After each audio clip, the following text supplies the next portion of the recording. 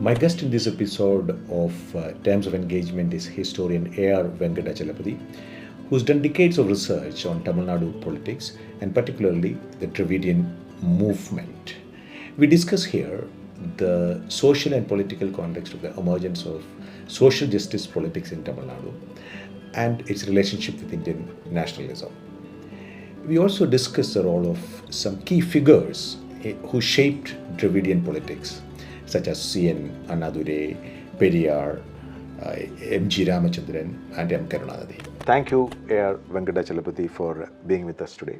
Today, with Chalapathy as we call him, we will discuss with him the emergence of Dravidian identity, or sometimes as referred to as Tamil identity, and how that fits into the overall Indian identity. That is a broad question that we will discuss. So, what happens from your reading your own work, Chalapathy, is that in the second half of 19th century, you have certain developments that actually renews the identity of Tamil language, culture and etc. that is happening between 1850 to 1900. Can you just describe what actually happens that renews the concept of a distinct Tamil identity? Thank you, Verghese, for having me here. I think all over India, late 19th century is a profoundly transformative moment. But in the specific context of South India, what we find is a couple of ideas that come from Orientalism, that is the West's engagement with the East, as it comes in dialogue with indigenous knowledge and indigenous intellectual traditions, and that has a very profound effect on both the culture, society and politics of like other parts of India, also in South India. Specifically in South India, I would draw attention to two or three very important ideas that are at the root of this change. First is the idea of language and the family of languages. So, late 19th century, a great intellectual revolution takes place in philology, or what we would call in modern terms linguistics. William Jones comes up with this idea that languages are related to each other in familial terms. That is, languages can be grouped under families. So, in 250 years, this idea has actually been reinforced by newer and newer research and knowledge. So, there what happens is he formulates this idea that Sanskrit, Latin, Greek and the modern European languages all belong to the same family of languages, that is the Indo-European family of languages. The importance of this formulation is that it takes place in India, and it could have taken place only in India, because when William Jones is here as a judge in Calcutta, he encounters all these languages and makes this formulation, Indo-European languages. So, he says that Sanskrit is the root of all Indian languages. This idea that continues to that many people, especially in North India, continue to believe. But within about 20-30 years, here in South India, in this very city in Chennai, hardly a few kilometers from where we are speaking, there was another British Orientalist called F.W. Ellis. He broadly agrees with all these ideas, but he comes up with a new idea. He says that yes, the Indo-European family of languages and the Indo-Aryan family of languages are a reality, but the South Indian languages do not belong to this family. They are a distinct family. So, he what he calls the Dravidian proof, he formulates this in 1816. 40 years later, this idea is picked up by a very important missionary and Orientalist called Bishop Caldwell. He fleshes it out as a comparative grammar of the Dravidian family of languages. And this is a very powerful idea that the South Indian languages are interrelated. And they are distinct from the Indo-European languages that is in the upper part of the country. Yes, Indo-European and Indo-Aryan more specifically. Yes. So this idea gets strengthened by another intellectual development that takes place just a little later. From about the 1860s and 70s, the technology of print becomes a very important tool of communication. In the beginning of the 20th century, at the digital age, now where we find that the Hindu itself is having an interview, oral interview rather than a written interview. What we forget is the power of print. So late 19th century, print played a very, very transformative role in India. So through the technology of print, lots of our own whatever we believe to be Indian today, the texts, the knowledge, they all became available in print. And by becoming available in print, it begins to exercise a very big influence on the new emerging intelligentsia. So this is the new texts that come up, while you find in the larger Indian context, if the Vedas and the other Puranas and Sanskrit texts are getting printed through, for instance by Max Muller. In South India, we have 2 or 3 very important scholars. By South India at this point, I also include Sri Lanka, because the Tamil elite in Sri Lanka and in South India, there is a part of the same continuum. Part of the same continuum. These borders are very porous. So you have Armuga Navalar, the great neo-Saivite reformer, because the Saivism has a very important role to play in Tamil identity. So Armuga Navalar, who is a neo-Saivite, a reformist, and following him, C.W. Damodaram Pillai, born in Jaffna, but whose intellectual life is basically based in Tamil Nadu from the 1850s. And then the great Tamil scholar, U.V. Swaminatha Iyer. Between them, these 2 scholars, Damodaram Pillai and Swaminatha Iyer, they collect palm leaf manuscripts of the old literature. They edit them very carefully and publish them. These are all Tamil classical work. Yes. They belong to which era? Sangam? Yeah, they are called Sangam Era. The idea is that they were all written in what were called Sangams or the Tamil academies, which are supposed to be like, the Académie Française or whatever. So what happens, there are two things that happen. So this is through I think the entire century, 19th century. So late 19th century. Late 19th century. So the one is two strands of Orientalist thinking. The Calcutta-based group of Orientalists comes up with this theory that all Indian languages belong to one family and Sanskrit is a source of all those languages. But later on, a few decades later, latter part of 19th century, another set of Orientalists who are in Chennai, what was then Madras, they theorize and prove that the southern languages are a distinct family, which they called a Dravidian group of language. And simultaneously, a whole corpus of literature and texts that did exist in scattered forms within this territory, this area, because of new innovations in public printing and publishing and other development of scholarship, all those things get collated into one corpus, and then suddenly your mind is opening to the past, which is at least a continuum of 2000 years. Yes.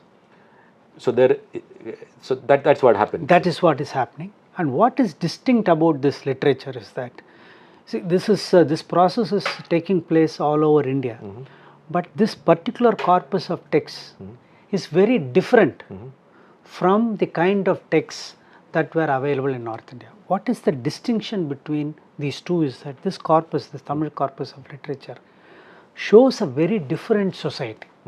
It is a society in transition from a tribal society to a state formation, a situation, a social situation where caste has still not fully emerged in a strong form. So, this society that it shows is a very egalitarian and almost a pre-institutionalized religious situation obtains in that particular period. So, this corpus of literature is showing you a different world. It is not a world that is very identical to the Gangetic belt, where caste had become so consolidated. The peninsular India, broadly speaking, is escaping that rigidification of caste as a social structure, and that is what a broader picture that emerges from this corpus that is unearthed during this time. So, just to give one phrase, there is this very famous poem in Purananuru, which the first line is Yadum Ure Yavarum Kelir, which translates as all towns are our hometowns, and all people are our relatives or kinspeople. So, this very open and accommodative idea is expressed so pithily in just four words, Yadum Ure Yavarum Kelir. So, this entire literature opens up the possibility of a different kind of a society. Right. So, that what you just described in the last few minutes is a summary of a prehistory of the emergence of Indian nationalism, which happens more definitively in the next century, that is 20th century. So, when the Indian National Congress is coming up as the spokesperson of that national sentiment, a national movement is taking shape, a lot of the people, leaders who are now identified as the pioneers or champions of Tamil or Dravidian identity, they were also part of it. Very much. So, that is how they begin.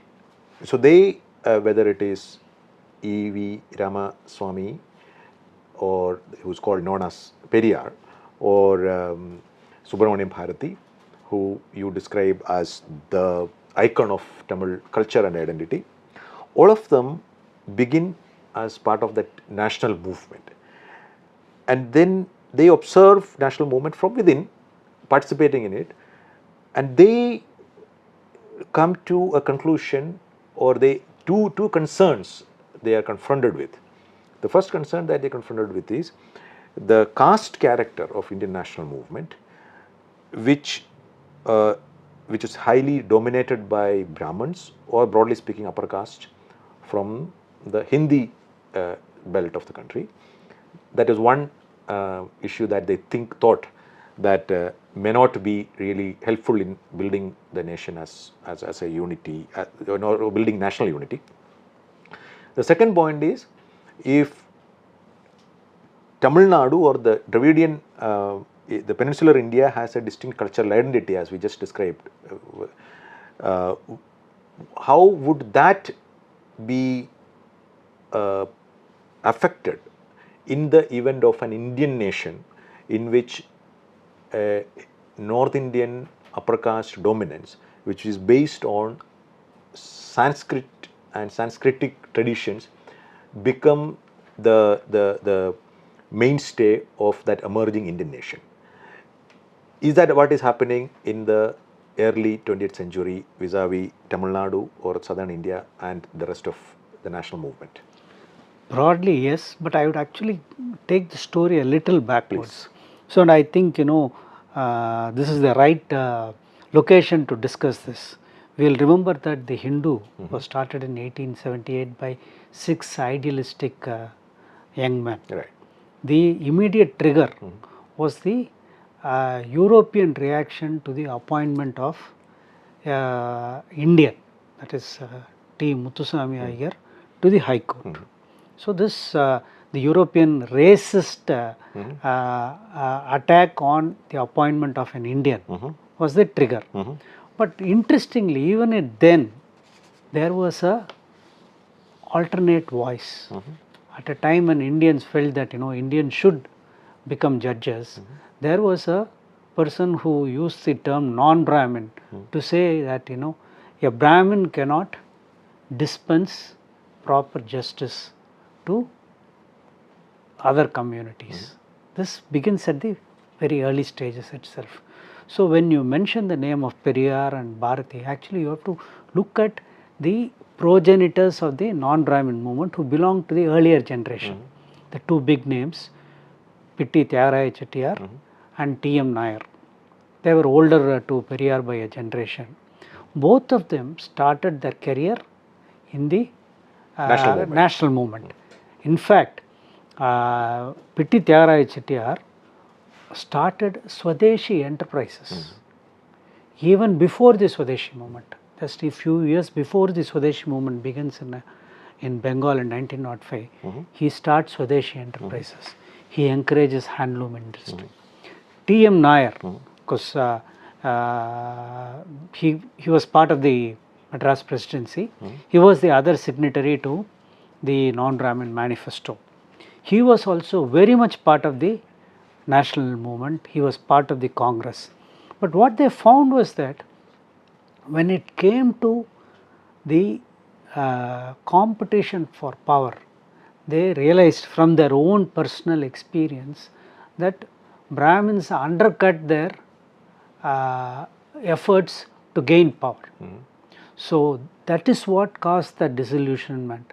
And so in 1916, when they released this manifesto called the Non-Brahmin Manifesto, which is a very powerful document, and I underline the importance of the document, because what we forget now, because of how the Dravidian movement has developed into a mass-based democratic movement and party which is largely grounded in Tamil. This particular document is not only written in English, the discourse that it adopts is framed within the Enlightenment liberal discourse. Right. So there is this famous incident about a Gurukulam, which is actually part of the nationalist movement against British education. You're promoting indigenous education, but that Gurukulam also enforces a kind of caste segregation among the children there, and that is something that revolts Periyar into questioning the entire Congress enterprise. Is that yes? So at every stage, it is through not through the reading of some political text that a transformation takes place. For many of the great leaders, their lived experience plays a very important part, and I think that is very, very fundamental and crucial that we intellectuals often miss. Whether it is Peter Maritzburg when a Gujarati lawyer gets thrown out, right, or the case of Periyar. So let me come to the story of the Charan Mahadevi Gurukulam. So in 1922 or 23, V.V.S. Iyer, a very important figure who was a barrister, who was a close friend of V.D. Savarkar and M.P.T. Acharya and all the other revolutionary groups, who actually shot Sir Karsan Wiley, one of the important political assassinations in 1909. So he is part of that group. They believe in the violent overthrow of British rule, but that is turns out to be a fiasco for reasons which we will not go into. If Savarkar ends up in jail in Andaman, V.V.S. Iyer seeks exile in Pondicherry, where he lives for about 10 years along with Subramanya Bharati, Aurobindo Ghosh and others. So he's a brilliant intellectual, fluent in many, not just in Tamil and Sanskrit, but also fluent in not only English but also in Greek and Latin. So one of his early books, one of his posthumous books, that is a study of Kambaramayana, which is one of the classics of comparative literature in India. He is also the man who first considered to be the father of the Tamil short story. So after 10 years in Pondicherry, when he leaves exile, by the time his political views in terms of the methods adopted to win independence has changed. He has taken to the Gandhian path, and if you will recall, even in 1905, national education was an important credo of the Indian nationalists.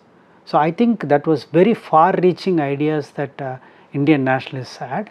It was not just about overthrow of the British rule, but we want to have our own system of education. Of course, it becomes very complicated later. So in keeping with that idea, VVS Iyer starts a Gurukul. He calls it Gurukulam, meaning a very traditional institution, and he starts it in a village deep in the south near Tirunelveli in a place called Cheranmadevi. So in 1920 he collects funds from various philanthropies and also from the Congress party. But what happens is they form a new curriculum, a different kind of nationalist curriculum. But once again the caste fissure comes in. There it transpires that Brahmin students and non-Brahmin students are served food separately. And this causes a furor. Already by 1916, following 1916 non-Brahmin manifesto, what is happening is because the Justice Party, the non-Brahmin party has been formed in 1970, the Congress in Tamil Nadu, which is completely dominated by Brahmins, now they have to make an effort, at least gestures towards mobilizing non-Brahmins. So if you will recall some of the statistics, the Brahmin population in South India or Tamil Nadu is about 3%. But in terms of the number of graduates at that time was 72%.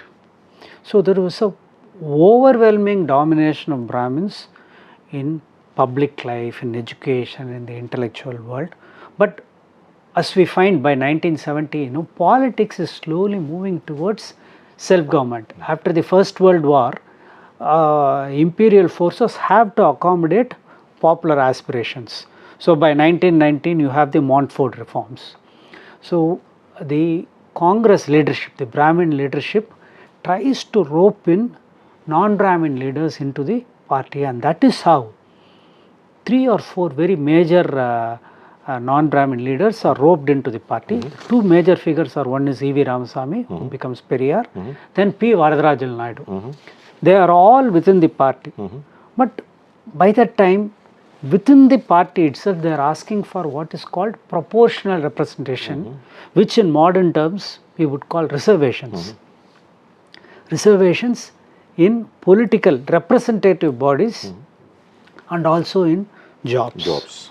So you have these leaders and they are accommodating themselves within the party. But Cheranmadevi Gurukulam comes as a big shock, because VVS Iyer is a greatly respected man, Congress leader, respected man, intellectual because of his past achievements.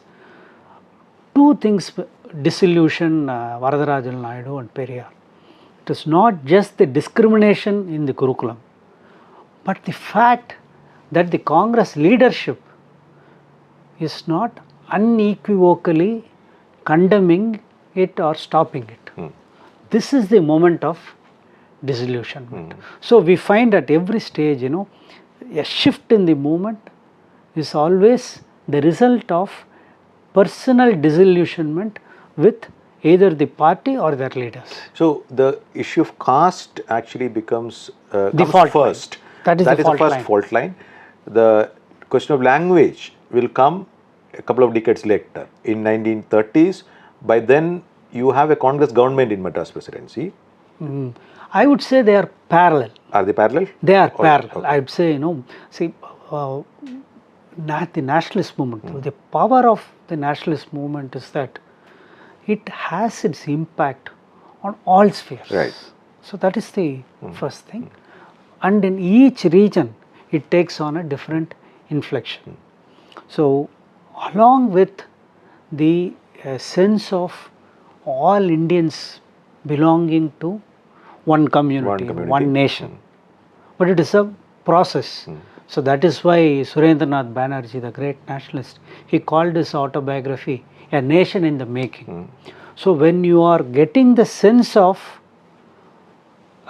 India as one nation, the same people are also getting a sense of we as belonging to a certain linguistic community.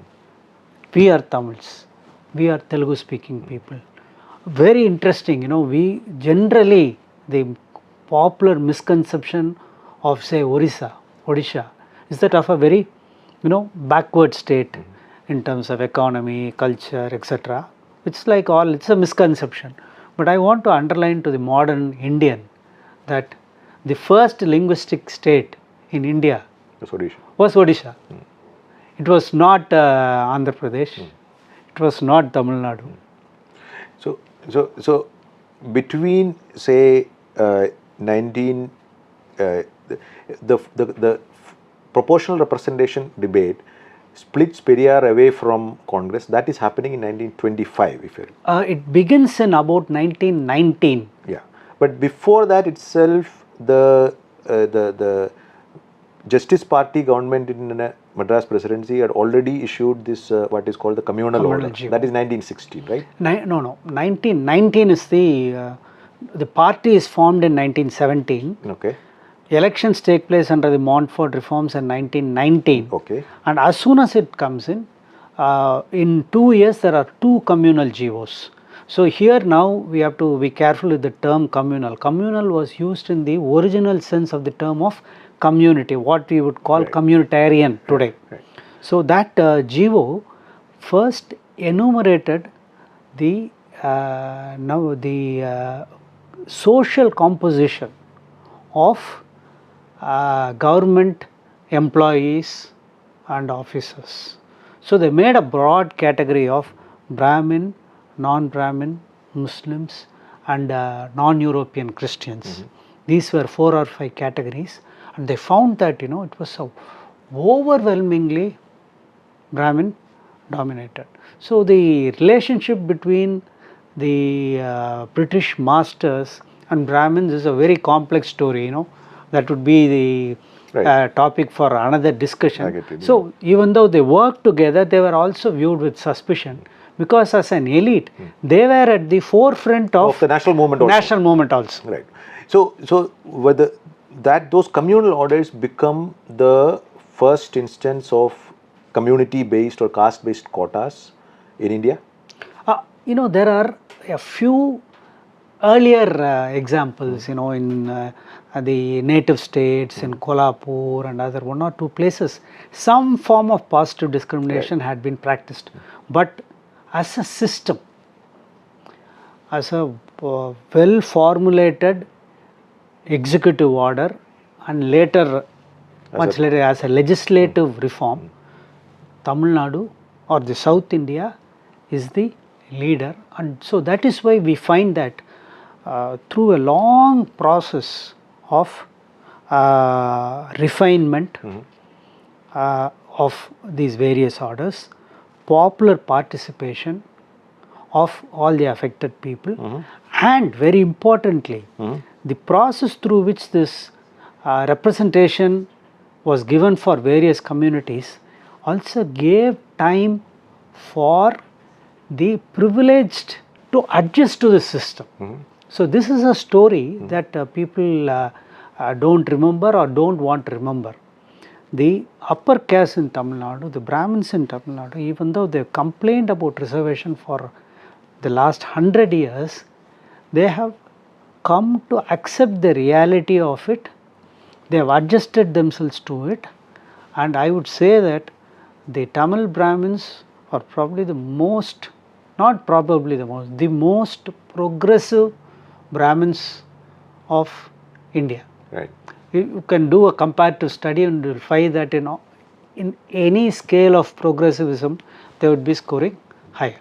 So representation for underrepresented castes, community groups in government jobs, that is settled there, or at least a move is made there, and then that the next several decades it goes on expanding and new mechanisms, and now I think when it was when MGR was the chief minister, it goes all the way up to 69%. 69%. Early 90s. So that is No, where 80s. Actually 81. yeah, early 80s, exactly. So that is where that stands now, 69% reservation. The question of representative, proportional representation in elections, I think that was what Periyar, in political question, that was Periyar's next point of contention with the Congress. That is happening in the mid-20s. Yeah, actually, in fact, that is the first demand that he makes, because by that time the Justice Party had begun the process of some kind of representation for unrepresented communities. The question was, with the coming of the Montfort reforms, you want political representation. So, of course, this is addressed only in the Constitution, and to this day, constitutionally, only the scheduled castes and scheduled tribes are given Political representation. But this is a democratic impulse. By making a demand for proportional representation, it becomes a groundswell of demand. That is, communities who do not have representation politically are using this voice to stake their claim. So I am told, I mean, there have been studies by political scientists that they say that Tamil Nadu is one of the states with the widest spectrum of castes represented in the legislature. I'm told something like 32 or 33 castes are represented in the Tamil Nadu Legislative Assembly. So this process begins with this demand for political representation, which should be legislative and later constitutional. That is the demand that Periyar makes all his life. So both Periyar and Tyagaraja Chetty, right? Tyagaraja Chetty dies in 1925. So they were making these questions of caste justice essentially as a component of building more unity or expanding national unity or the Indian national identity. But when confronted with reluctance from Congress leadership, then they are looking at other ways, and in fact they get branded as anti-nationals even as they are raising these questions. Absolutely, absolutely. And then Periyar actually takes a turn, and then he questions not merely nationalism, he actually questions the scriptures and the edifice of that pan-Indian nationalism, which he thought was actually only a facade for Brahmanical dominance. Is that broadly that is, it's evolutionary. Right. So what we find is almost all the original leaders of the non-Brahmin movement, this is something that North Indians or even North Indian intellectuals fail to understand.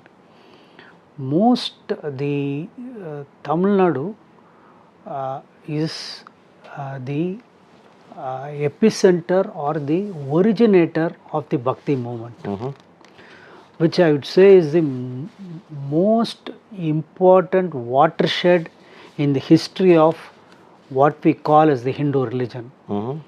After the Vedic period and the challenge by Buddhism and Jainism, the most important transformative movement in the Hindu religion is the Bhakti movement, where it fundamentally alters what Hindu religion is by undermining textual authority.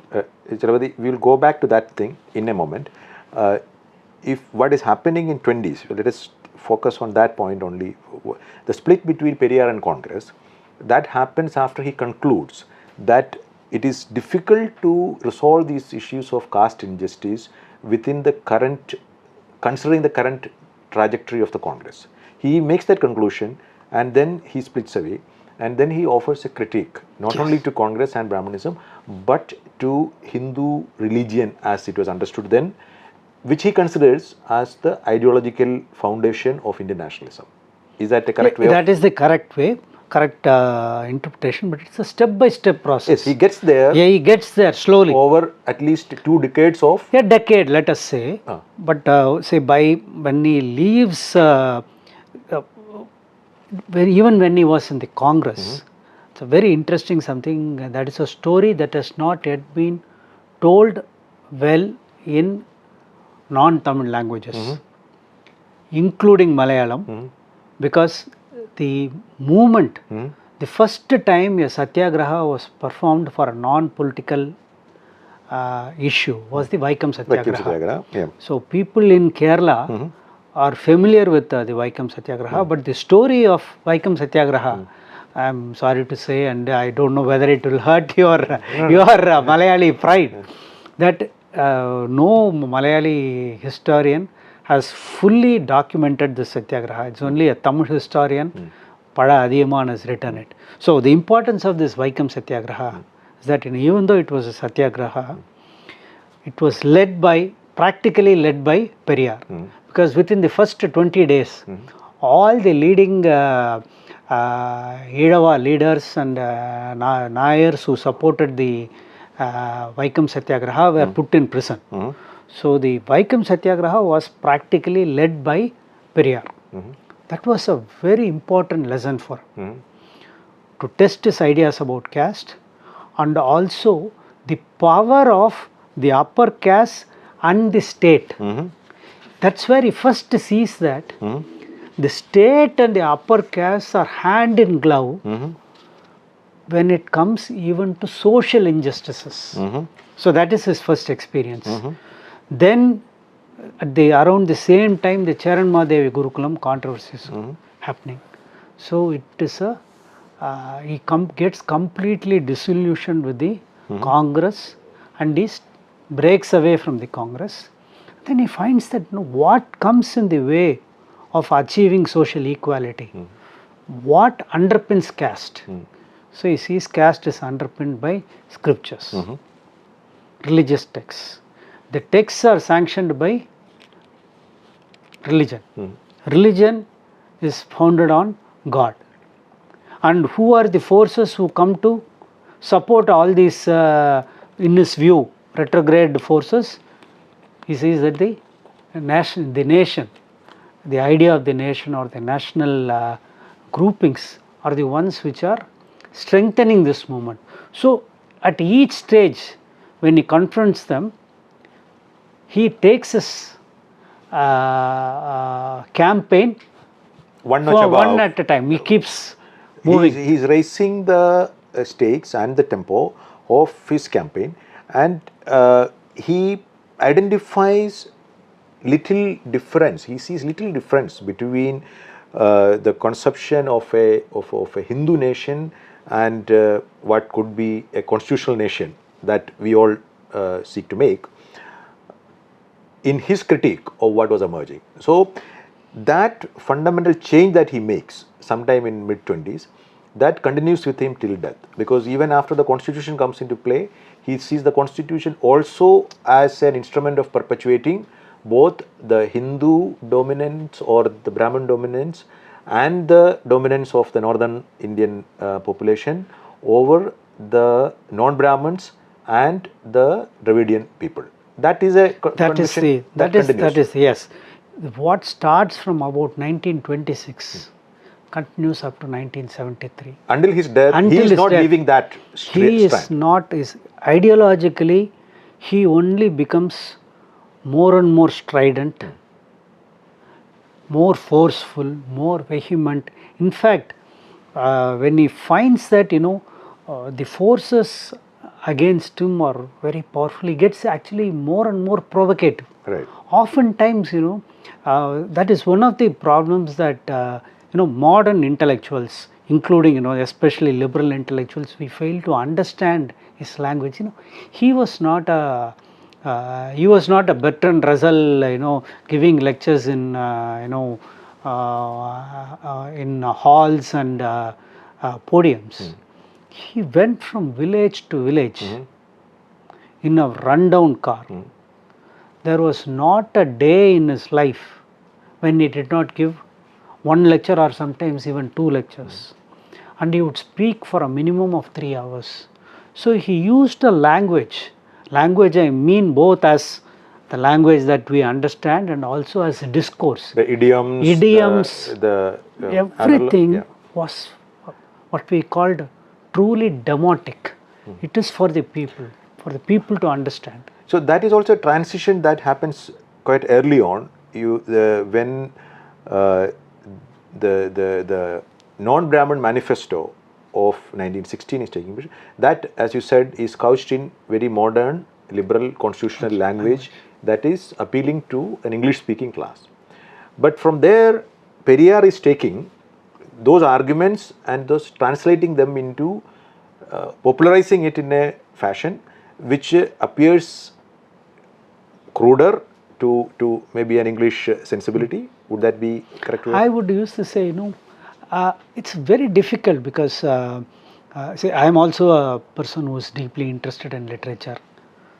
You could say he uses a coarse language, but at the same time, they connect with the people.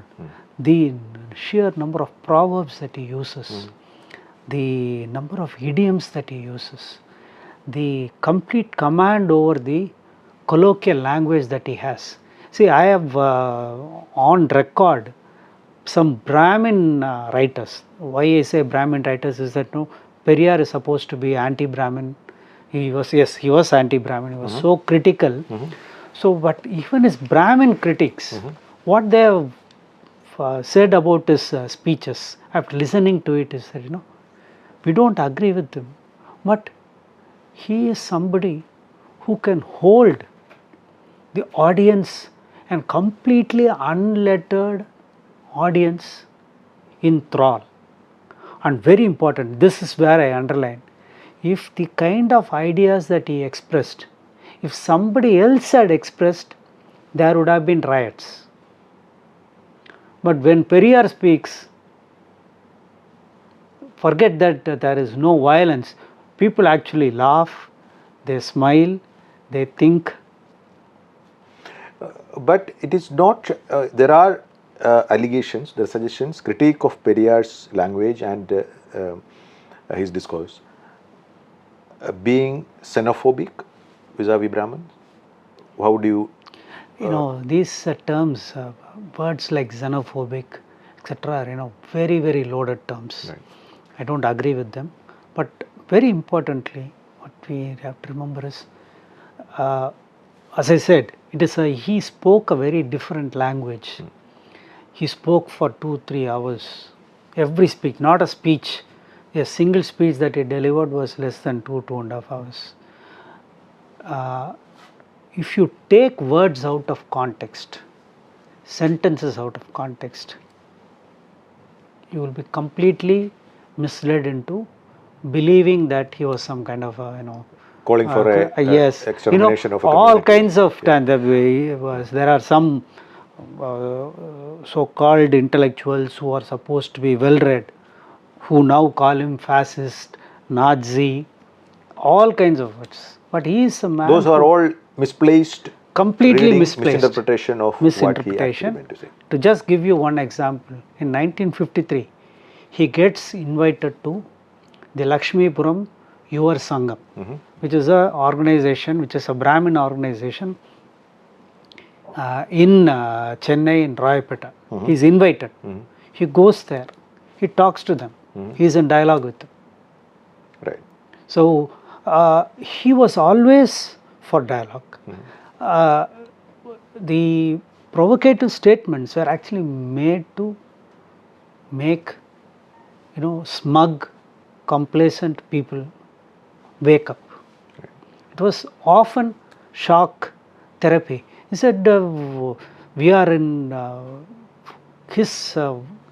what gave him great pain was that he believed that our society was very backward, and to move, he wanted to move fast, and in order to do that, he was willing to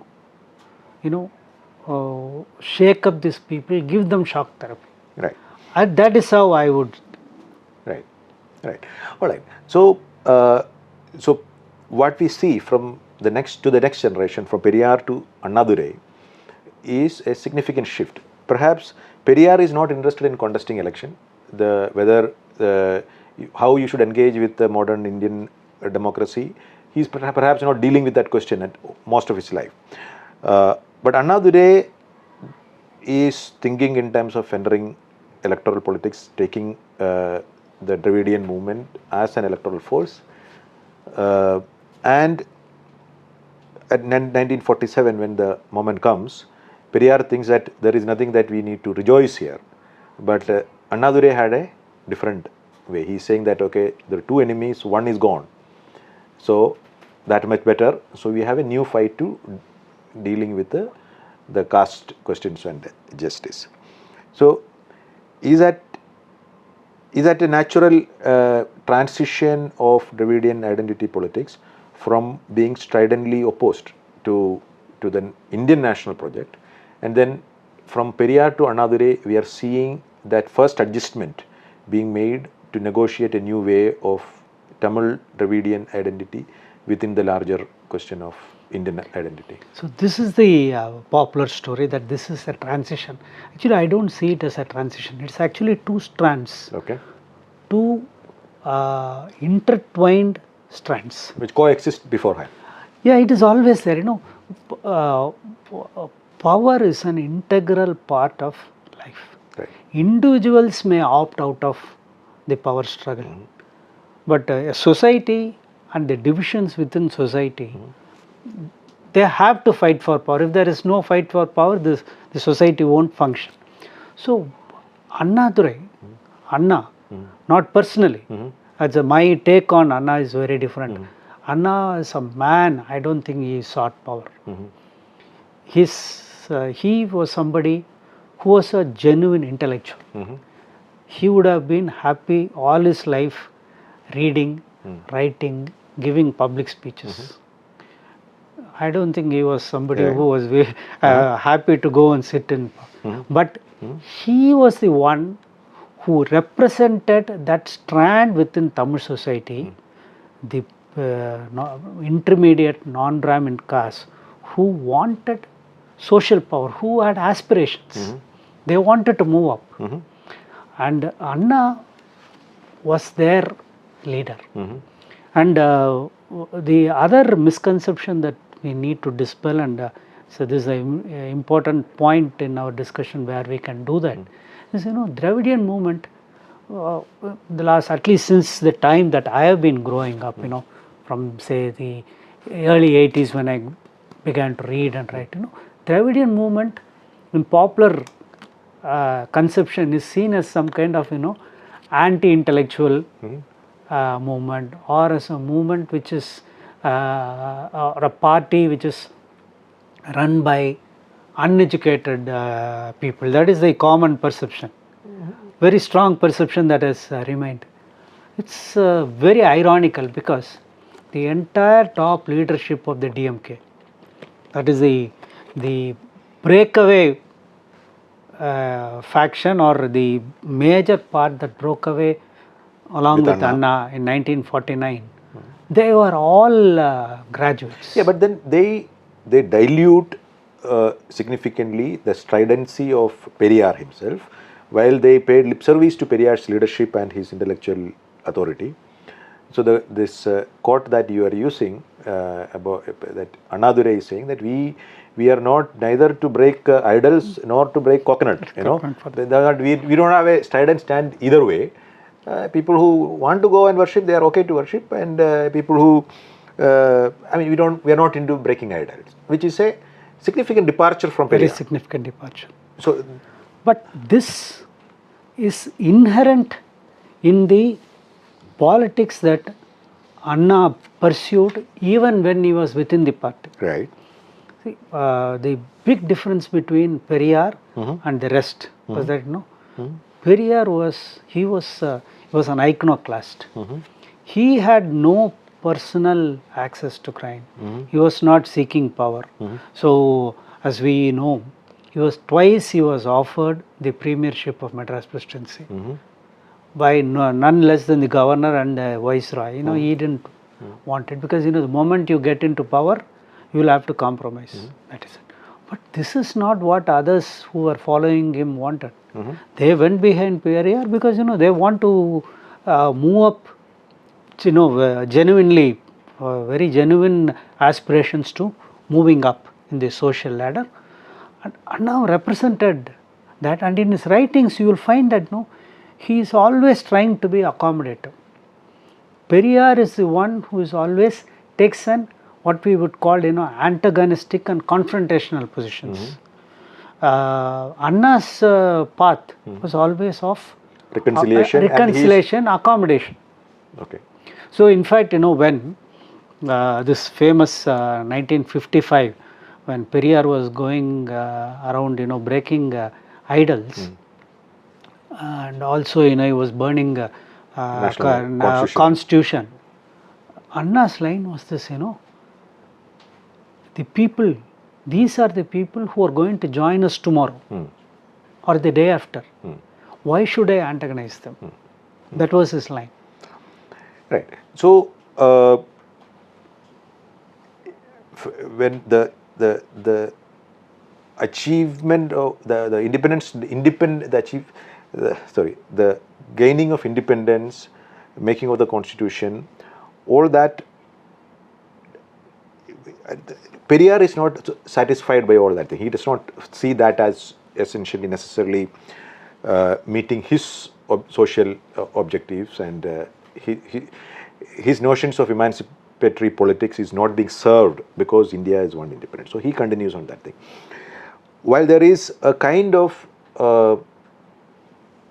reconciliation being reached between the people whose quest for maintaining their regional autonomy and identity existed in the making of the constitution. You actually postponing the idea of Hindi as for 15 years, one, and also due to parallel developments that are happening elsewhere, the idea of caste quotas, at least for the scheduled caste and scheduled tribes, get written into the constitution.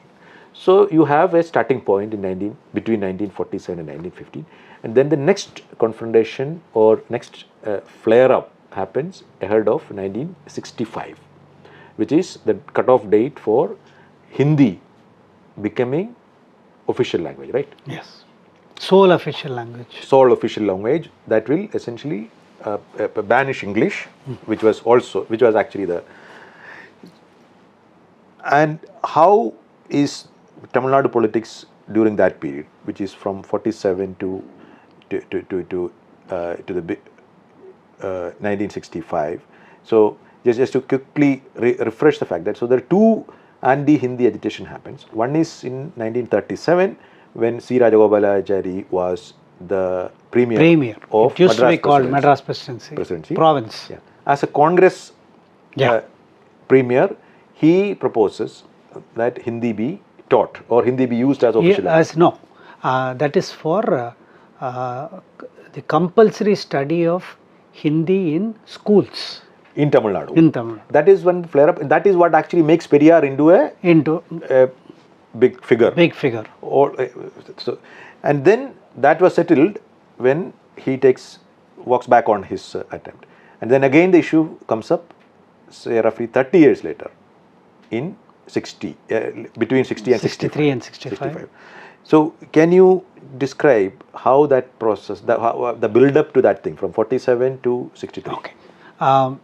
Language, as I said, has been very central to nationalist mobilization. So as long as the Indian National Congress was just a Congress, that is meeting once a year, English was their medium of communication. 150 quoted, suited people came and gave talks and left. But by after the First World War, Congress becomes a mass party. So Gandhi is a very central figure in making it a mass party. So 1920 in the Nagpur Congress, the Gandhi proposes that the Congress organization should not be imitative of the administrative divisions of the British India. So you don't call it Madras Presidency Congress Party or Bombay Presidency Congress. It should be on linguistic lines. So by 1920, you have Tamil Nadu Congress and you have Andhra Congress, even though there is no Tamil Nadu. There is no entity called Tamil Nadu or there is no entity called Andhra. So because it becomes a popular movement for popular mobilization, language, that mother tongue is a central thing. So this is a very important inflection point that ultimately leads to friction between Hindi and what we call the regional languages. So the development of Hindi originally has a very democratic impulse, which of course let's not go into it. Basically the idea is when Persian was dominating and Hindi was in the back seat in the 1880s, 1890s in the Hindi heartland, it had a democratic impulse. But when it was Sanskritized and made into a national language, initially almost in all regions, including Tamil Nadu, Periyar was conducting Hindi classes when he was a Congress leader. Subramanya Bharati was also part of promoting Hindi. So I'll just state that part. So all the people who were later on actually turning against the imposition of Hindi, they all began as promoters of Hindi in the early 20th century. And then at various points, they actually see no reason why Hindi should be forced on Tamil people. And that includes the Rajagopalachari himself, who as the Premier of Madras Presidency did actually try to promote Hindi. And then later on, I think when the second... by the 50s, he has changed his position. And he said there is no reason why Hindi should be in Tamil Nadu. He said Hindi never, English ever. No, the fundamental issue was one, Rajaji himself never called it Hindi but Hindustani.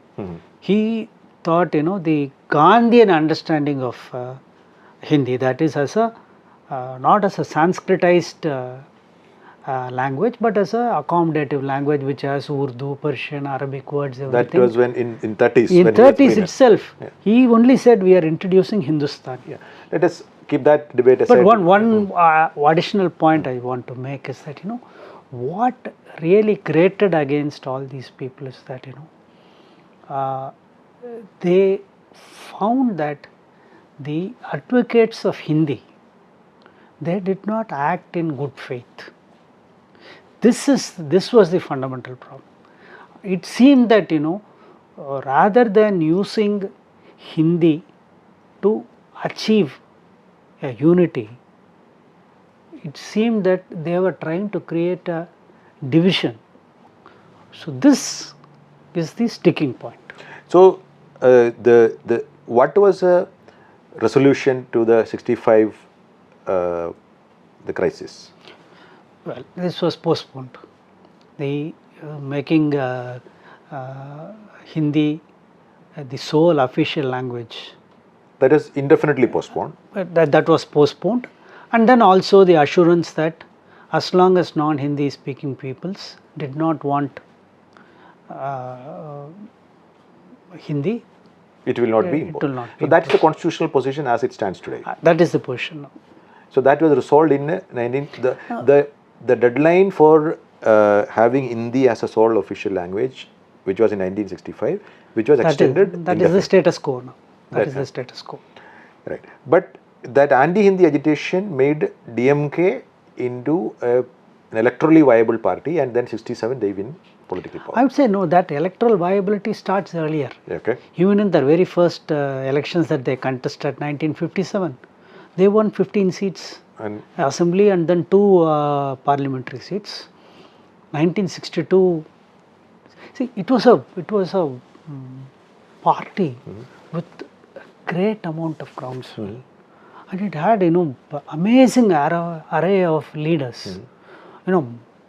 The smartest young men. I have to underline that most of them were men. They were there. they were writing scripts, they were making public speeches. To this day, if you forgotten figures like let us say E.V.K. Sampath. So people know, of course, Anna and Kalaignar and Nedunchezhiyan. So, but think of somebody like E.V.K. Sampath. He was an amazing public speaker, and if you read his speeches even now, the content of what he spoke, it was not vacuous. I don't want to take names for vacuous speakers, but for instance, his debates with the communists. Communists always, they have an upper edge because they have a big theory. But he is somebody who can actually, match their oratory and rhetoric and their reasoning, everything.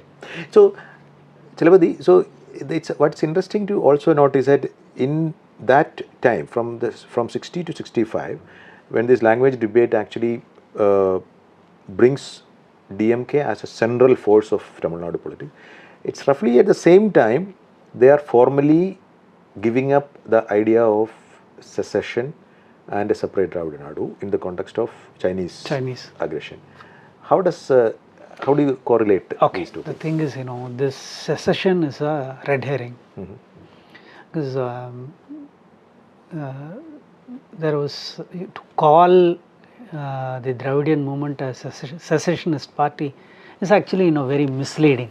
It used to be part of their larger framework, but nobody really seriously fought for the movement or even believed that it could be achieved. They were working very well within the Indian, the framework of the Indian Union. The reality of India is something that they accepted. By at least implicitly they accepted, though it took a few decades before they could actually formally announce it as a... So it actually, the Chinese war came as a... they were looking for that opportunity. I would even say that, they were looking for an opportunity. And of course, once again, Anna was somebody, who could put everything in, in very, convincing language. He said, yes, we were asking for partition, but only if the house exists, we can ask for partition. If the house is destroyed, what do we partition? Right. So, but he also said that he warned the votaries of a unitary kind of non-federal unionists that homogenizing, centralizing. Nationalism they opposed. They opposed. They said the reasons why we demanded secession remain. That have to be addressed. So that is what he is qualifying his. He is qualifying his abdication of secession demand with these things, that the reason why it triggered. The reasons remain. Those reasons remain. And they have to be. It will have to be negotiated through the. Okay. So you find that to make one last point in this context. His defeat in the 1962 assembly elections was actually a very, I would say, very positive thing, because that's why he went to the parliament. And in the Rajya Sabha, if you read his speeches, I mean, first his rhetorical skills in English, it's amazing. People who have gone to better institutions later, we still can't match his rhetoric. But also the considered way in which he speaks, and he's making a case. He's not asserting anything. He's always arguing. He's making an argument. For instance, he tells them, he said, when in the question of Hindi language as the sole official language, he says, what is the hurry? Why should we decide now? We are now in a very difficult situation, lot of friction is there. Why don't we wait let the next generation decide? Decide it, yeah. We don't need to, we don't need to rush through wiser than us to resolve this. Yes. He is not saying, I am right. This is my argument, but let us not rush. Let the next generation decide. Chalapathy, in the second part of 19th century, there are two developments that together form a renewal of Tamil identity or consolidates the notion of Tamil identity. One is the idea that there is a set of Dravidian languages, and Tamil has a long history, which has an uninterrupted continuity of nearly 2000 years. This is established because of the scholarship that is emerging and the unearthing and cataloging of classical Tamil text and literature. Could you just explain how second half of 19th century becomes during that period we witness an emergence of a Tamil identity? See, late 19th century, like in most parts of India, was very crucial. So say it's an inflection point. By late 19th century, the idea that the South Indian languages form a separate family, that idea is intellectually established by Caldwell's classic book 1856, A Comparative Grammar of the Dravidian Family of Languages, which is a book which is still taken seriously by linguists. At the same time, you also find the unearthing of, or what has been called, the rediscovery of Tamil classics. So two big great scholars, Damodaram Pillai and U.V. Swaminatha Iyer, they do a outstanding job of recovering these texts from palm leaf manuscripts. They search all over Tamil Nadu, go to monasteries, go to old the families of old poets, collect these texts, collate them. It's a scholarly enterprise. But interestingly, this scholarly enterprise makes a great impact on the new intelligentsia. This new intelligentsia, which is going to modern schools, they read these texts, and what amazes them is that it's actually astonishing. In fact, Swaminatha Iyer calls it, by reading these texts, we got introduced to a new universe. Or pudiya prapanjam. That's what he says, a new universe. What is that new universe? Which existed, but you did not know that it existed. Yes, yes. So what is this new universe? This corpus of texts show a society which is completely different from the kind of society that one is familiar from, made familiar from North Indian texts and Puranic texts. These texts are broadly secular. It's at a time when social stratification has not become strong. That is, caste has not really emerged as an institution. There are only lineages, there are tribes, and it is a very egalitarian and open society. That is what we see in that text. And this greatly inspires this new intelligentsia who argue that, now we are a separate, we constitute a separate cultural group. Right. We have our own traditions, and these traditions are superior to what we have received from earlier, especially North Indian, the Vedic texts and origin. So this is further strengthened by the Bhakti movement, which will come later. In that is moment. one. So that is one inflection point of Tamil or Dravidian identity politics. So in the second half of 19th century, so you discovery, the new argument that Tamil and the group of languages associated with Tamil form a distinct, number one. Number two, the corpus of Tamil literature and literary tradition is a long one. It has a long inherent legacy.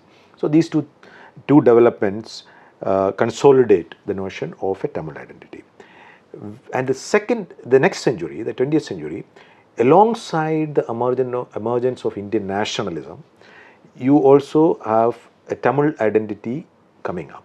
So it has two components. One is the question of linguistic identity. The second is a question of caste justice.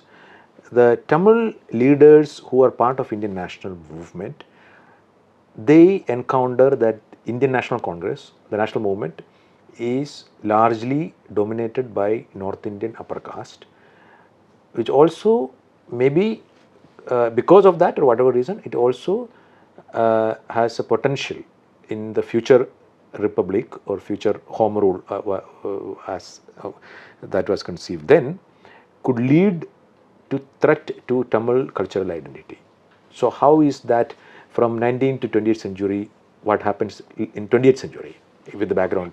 So by the Swadeshi movement time, that is by 1905, the Congress, the national movement in Tamil Nadu also gains pace. Right. So you have Vivo Chidambaram Pillai running his shipping company. So the Swadeshi movement has begun, and we have had the birth of Subramanya Bharati, who is probably one of the truly national poets. He wrote in Tamil, but his vision was national. Indian nation is there. In fact, I would say that he was more national than Bankim or Tagore or Bhartendu Harishchandra or whatever. His was a very capacious view of Indian nationalism. So nationalism has become a early mass movement by the first decade. Right. But the fundamental transformation in the character of the national movement is with the coming of Gandhi, Right. non-cooperation movement, Khilafat movement. So it becomes a mass movement. What we find is that all over India, national movement has two components. One is thinking of the entire Indian subcontinent as one nation, and at the same time also a clear awareness of one's own linguistic, regional cultural identity. So you feel Indian, but also feel that you are a Telugu speaker. You are an Indian, but you are also a Odia speaker. So this, it has various levels. Right. In various parts, it's uneven. In Tamil Nadu, it is very strong because of all these reasons. So you have the parallel growth of both the strengthening of Tamil identity and the national identity, and almost all intellectuals in Tamil Nadu have straddled these both words. There are hardly anybody who are exclusively belonging to only one strand. One strand. Right. So that we find. But from 1920, the Congress itself undergoes a change. In the Nagpur session, Gandhi is very clear that the Congress organization cannot mimic the administrative divisions of British India. We can't have Congress for Madras Presidency, Bombay Presidency, United Provinces. So linguistic division. So Tamil Nadu Congress, Andhra Congress, this is how it is formed. By this time, caste also gains a very sharp edge. By late 19th century, with the coming of the census and development of education, caste consciousness is growing across India, that is across the country, and that is a very long story. But for our purposes, very clear awareness that some communities are having more power. They have more access to education, employment, social power, and that very soon, when we have representative government, by the beginning of the 20th century, almost everybody believes that we will get Swaraj, whatever it is, however you define it, home rule, dominion status, or whatever. We are going to have some kind of Swaraj where everybody will have a say. Right. So in that, which communities are going to gain power? In the Tamil Nadu context, there is a very strong fear that Brahmins will be a very, very dominant force, despite being a very small fraction, hardly 3% of the population.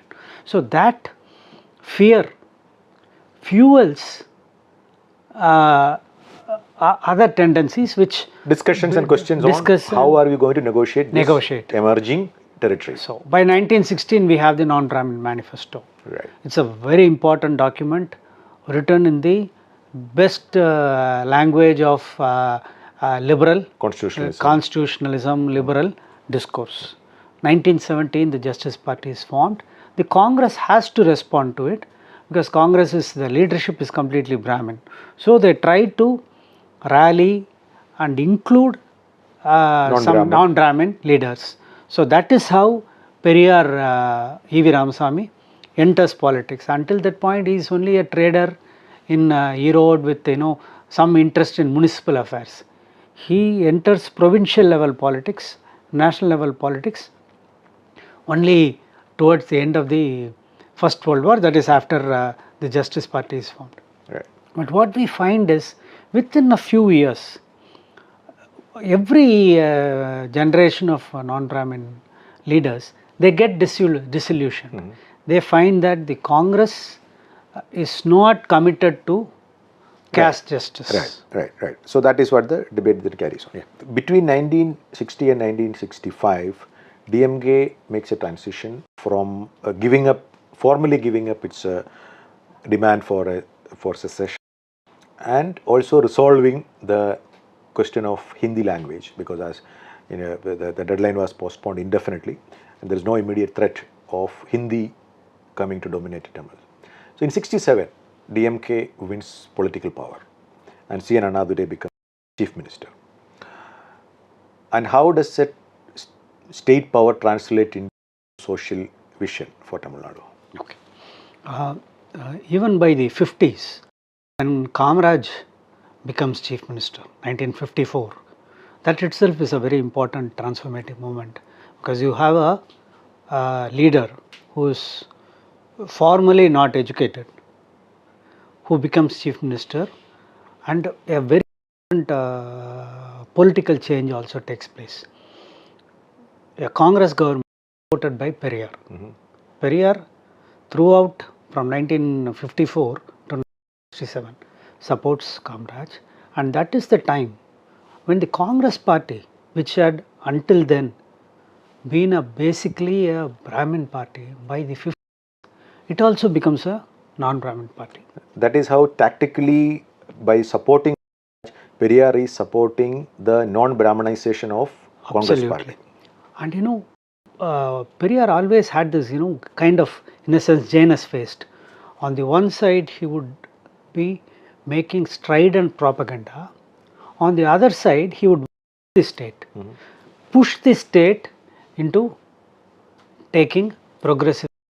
So you find for Kamaraj, many of the transformative programs introduced, he had the full support not just of his party organization, but a mouthpiece outside.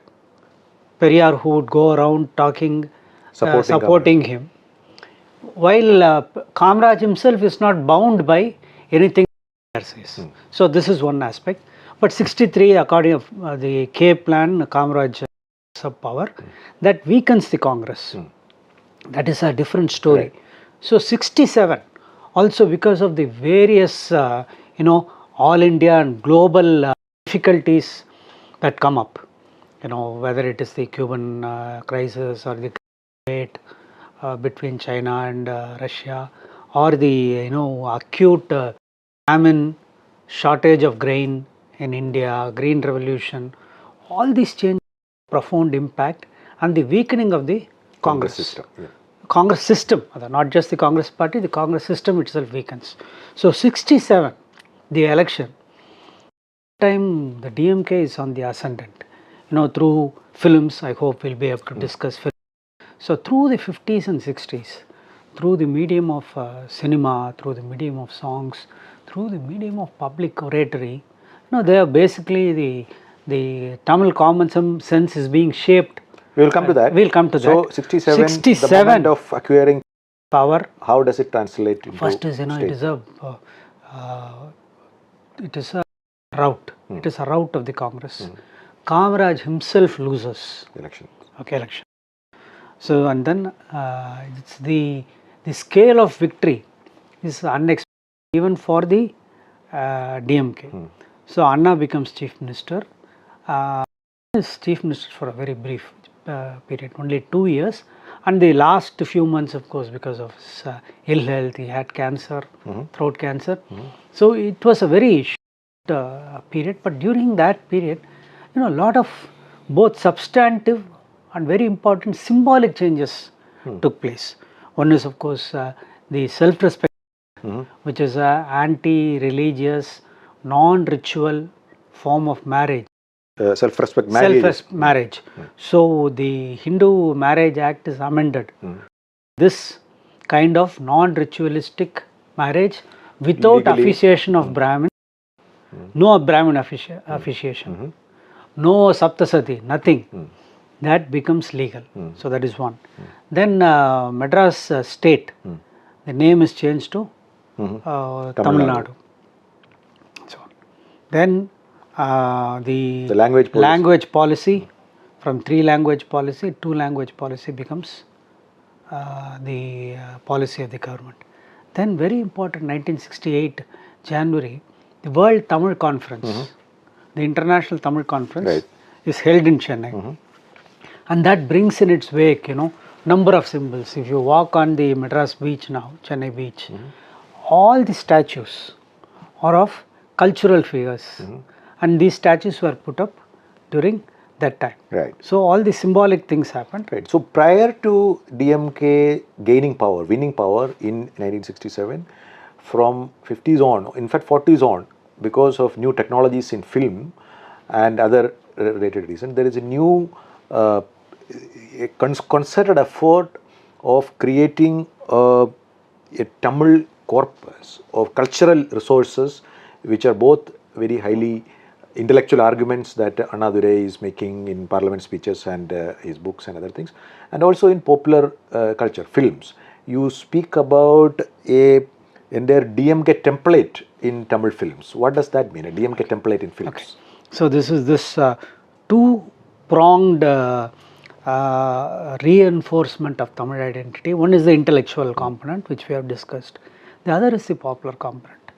The first anti-Hindi agitation itself, 1937 to 1939, the agitation was not just popular agitation of, dharnas and processions. There are so many public meetings where Tamil scholars began to address a large population through which they carried the ideas of Sangam literature, old Tamil literature, to the common people. Stories from Purananuru, the values in the Sangam literature were propagated to a larger audience.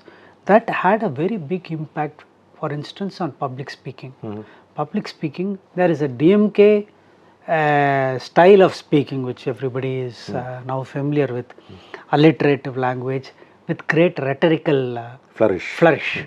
So in the initial stages, of course, this had also a very strong intellectual component. So in one of those films, Shivaji Ganeshan's Parashakti, 1952, for which Karunanidhi writes a script, that is cited as one of the class examples of subversive dialogue that is sort of rousing a kind of political sentiment. Can you recall? See, 1952, that is Shivaji Ganeshan's first film. So finally there is a court sequence where he makes a very long statement. So that is one of the high points of Tamil rhetoric in films. So Karunanidhi repeats this style and method in many films, but this is the kind of an epitome or a starting point. It is the high point. Right. So later, he rewrites Silappathigaram.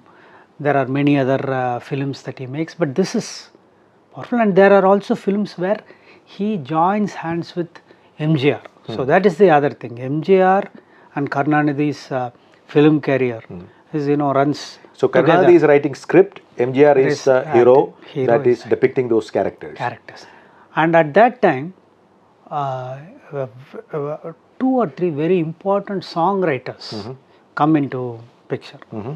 One is Kannadasan, who starts his career in DMK but ultimately ends up with Congress and other parties. Kannadasan.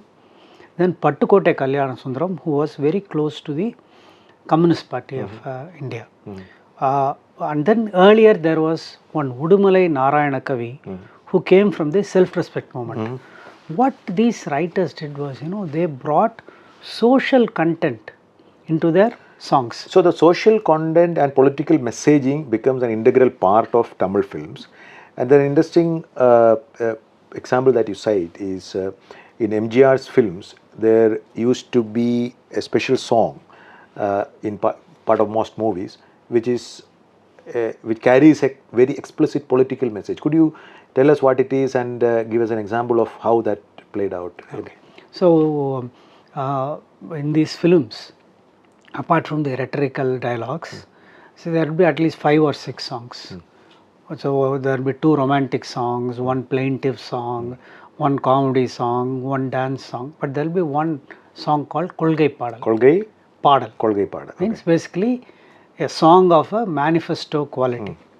So this is where, Pattukotte Kalyanasuntharam and Kannadasan excelled. And Kannadasan was really excelled in this particular form, where the song would have an open political message, and it would be set to great music, and MGR would perform it in a fantastic. Evoke all those emotions. He would do that, that would completely capture the subaltern audience. So there is one song called நான் ஆணையிட்டால் அது நடந்து விட்டால் இங்கு ஏழைகள் வேதனை படமாட்டார், உயிர் உள்ளவரை ஒரு துன்பம் இல்லை, அவர் கண்ணீர் கடலிலே விழமாட்டார்.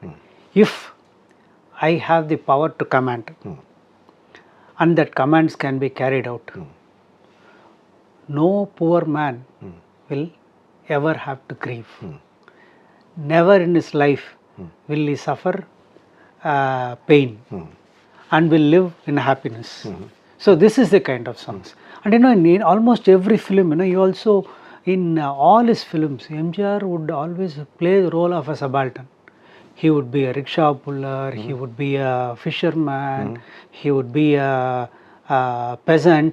So for each of these roles, gave him the scope to indulge in this. He is championing the cause of those people whose characters he is playing. Right? He is playing. So on these songs, and these songs would be repeatedly played in the political meetings, public meetings. So to this day, people can listen to these songs, and it was a combination of both talent and ideology. Catchy music, really strong voices, T.M. Soundararajan, P. Susila, strong voices, clearly enunciated words with great meaning and easily accessible. So Karunanidhi, the scriptwriter, and MGR, the actor, they are together for a long time. But then at some point they split. Yes. How does that happen? Well, see, there is Karunanidhi. He is one of the master politicians. He has all the characteristics and abilities and skills of a political leader. That is what marks him out from the second generation of leaders. See, Anna was exceptional. Anna was, as I said, Anna was more intellectual, and through force of circumstances, he was pushed into power. That is how I see him, as in the emergence of him as a political leader. But he was the undisputed leader of the movement. There were a whole range of second-rung leaders, but none of them had this combination of skills. Nedunchezhiyan would be a great intellectual, but he was never a popular man. Somebody else would be a great script writer, but they would not be a good public speaker. Somebody might have these. But Karunanidhi and MGR, they were both combination of multiple skills, but they could not stay together as part of the same team. I would say MGR, MGR cannot compare with Karunanidhi at all. In terms of intellectual prowess. There's no comparison, but he was a very popular figure, very, very popular figure. And but he was active in politics, in later narratives, DMK narratives, they make it out as though, MGR was just an actor, who did whatever the directors say. No, he had a political mind of his own, but only that his politics was different. He didn't have the intellectual component of Karunanidhi's line of politics. He was opposed to any suggestion of separatism. That is why he is naming his party All India. Now, I will come to that shortly. So, 1967, so few would have believed that, Karunanidhi would succeed Annadurai, because there are so many other senior leaders. But obviously, those senior leaders did not have that political skill and acumen to win the party organization and become leaders. So they also looked down upon Karunanidhi. That is another aspect to it. While most of the other leaders of DMK came from upper intermediate caste, Karunanidhi came from a stigmatized caste of traditional dancing and music performers. So that is the community come from. So they looked down upon him, and they also thought that he was didn't have formal education. They completely underestimated the abilities of Karunanidhi. So MGR clearly realized it, and they were together. But once Karunanidhi came into power, obviously it was very clear that there cannot be, as Karunanidhi put it, there cannot be two swords in the same scabbard. Two swords cannot be in the same scabbard. And of course, the path of Karunanidhi followed the right political trajectory. He set out to be a leader, and he wanted to be a leader in his own right. He just didn't want to be just a legatee of Annadurai. He wanted to become, he strove to become a leader in his own right, and that is what he demonstrated. So the only person who could stop him in his tracks, the only person who had that capacity was MGR. And so the contradictions came out in the open. And that is how AIDMK, MGR walks out and makes AIDMK, which is in 1972. 72. So at that point, again, you are moving one notch closer to the pan-India identity by calling a Dravidian party All India Dravida Munnetra Kazhagam. Actually, originally he calls it Anna Dravida Munnetra Kazhagam. And then during emergency, the emergency was of course such a profound period of crisis. So just to avoid any kind of trouble, he made it into All India Anna. So that comes later. That comes a few years later. Right.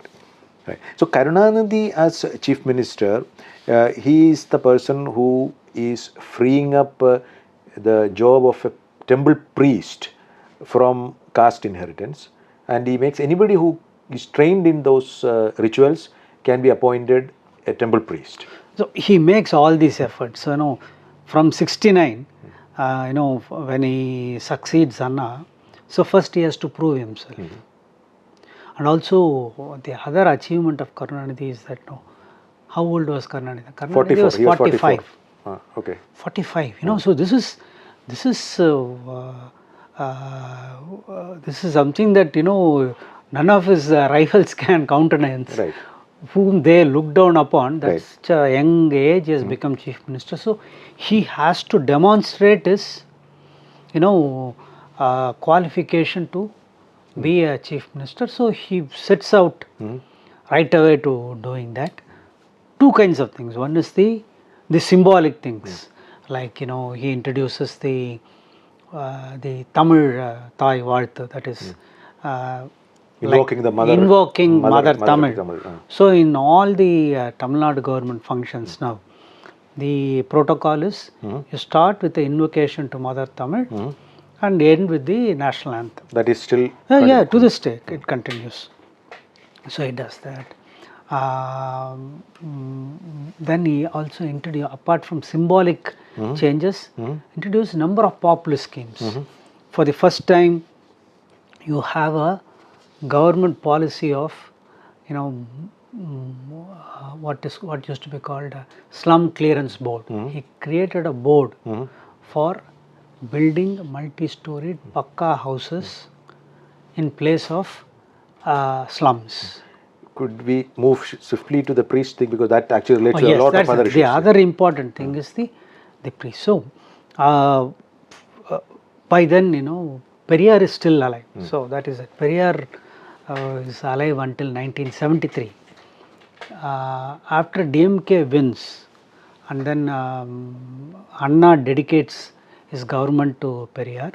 Periyar pushes this new government towards Radical social measures, and one of the demands that he makes is that anybody who is qualified, whatever caste that person may be, can be appointed an priest in a temple. So a bill is passed, and of course it gets stuck at all stages. Legal wrangle, it takes what 40 years. And even after the Supreme Court judgment, still people keep courts intervene. They keep juggling with the words, try to give different interpretations. But as of today, there are many priests that are not from intermediary caste and including Dalits. That exact figures I am not able to give you, but there are trained non-Brahmin priests who have been appointed, but it's still not going in as far as it should go. Right. So as Chief Minister for several terms, Karunanidhi is also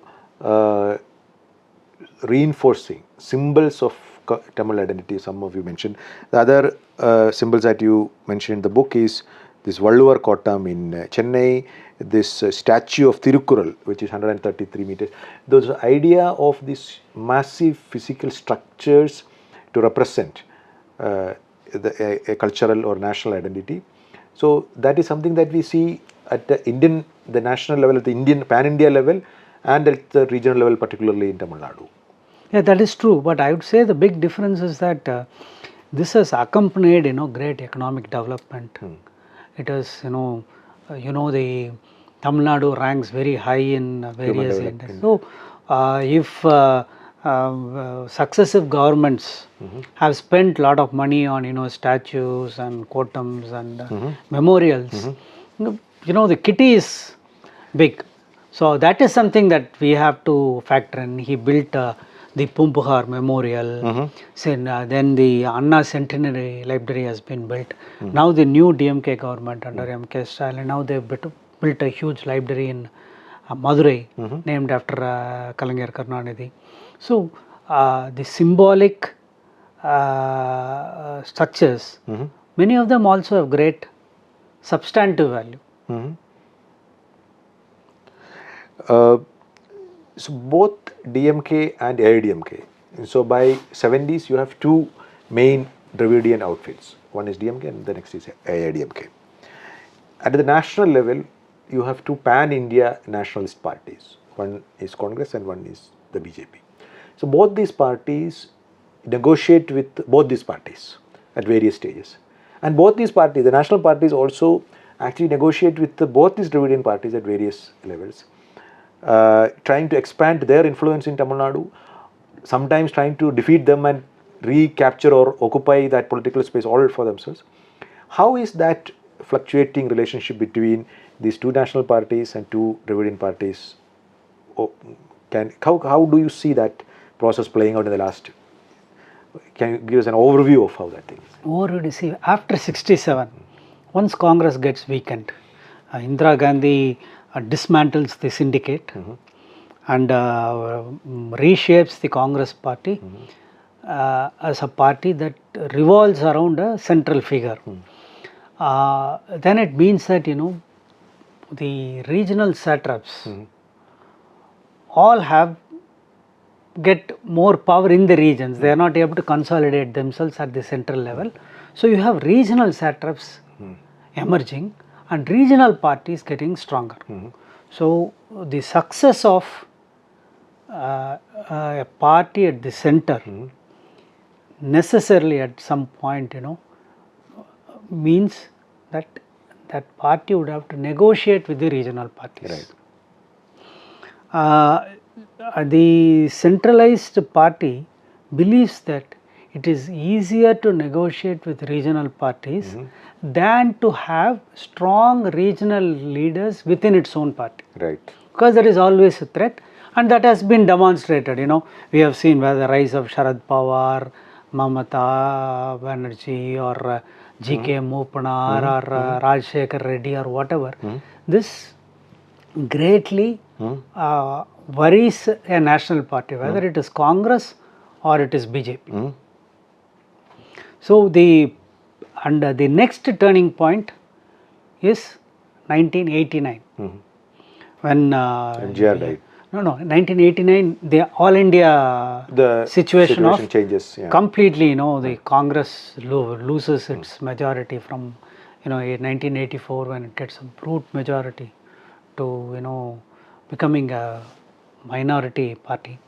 From then, it becomes very clear until 2014 when BJP more or less gets a... But Chalapathy, in 1977 and 1989, two times when the Congress, there was a so-called national sentiment against the Congress. Tamil Nadu does not show that. In fact, the Dravidian party that stood with the Congress gets the majority in 77 and 89. 89. Both times I think DMK turned out to be the loser by opposing the Congress. Yes. Why is that? It becomes the specific Tamil Nadu context. See, the emergency was a different phenomenon in North India. It was a different phenomenon in South India. And then the emergence of MGR. See, MGR contests his first general elections in 1977. That's with the Congress? Yeah. No, actually he aligns with Janata Party. Okay. 1977, he aligns with the Janata Party for the parliamentary election. And then only he stands on its own. So that is a very, very interesting. Congress on its own is able to make a dent in Tamil Nadu. In 77? 77.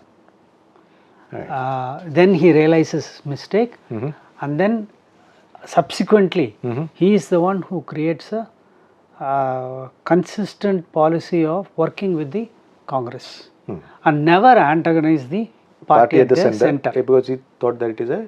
Okay. So that happens.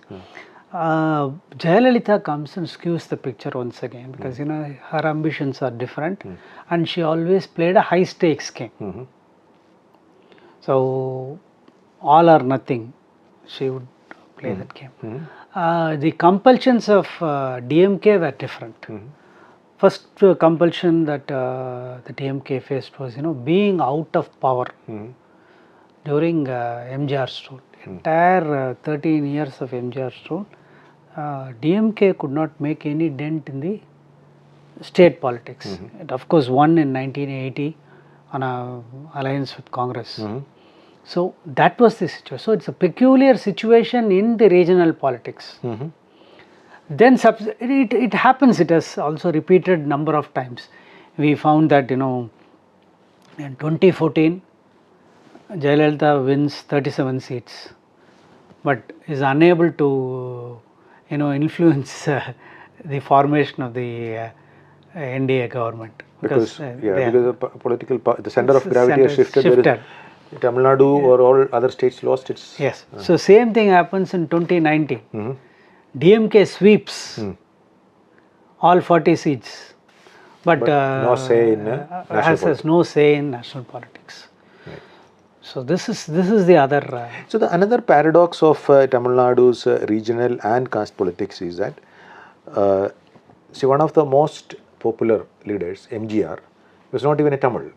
So he is a Malayali Nair by all available records, who was born in Sri Lanka, who becomes not any chief minister but a very popular chief minister who is in power for 13 years, you mentioned, right? Yeah, from 1977 to 1984, right. 17 years. 17 years. 17 years he was a chief minister. Unchallenged. Unchallenged. And then you have Jayalalitha, who is an Iyengar Brahmin, who is actually leading a state again, multiple terms, inheriting a politics which was supposedly anti-Brahmin. So how do we understand these paradoxes? No, this is a paradox only on the face of it. People are not concerned about origins. People are concerned about what roles they play in public life. What Malayali identity did MGR carry? Nothing that we know of. You know, it's relevant only because they follow the same kind of broadly the same policies that the Dravidian movement has followed with its own changes, accommodations. So that is what counts. So it is not a paradigm shift. The coming in of MGR as Chief Minister, the emergence of AIADMK as the popular government is not a paradigm shift. No, I'm not suggesting that it's a paradigm shift, but a society which is very strongly rooted in the idea of that cultural identity is quite accepted. Yeah. So you buy into the broadly into this ideology, anybody can be part of that.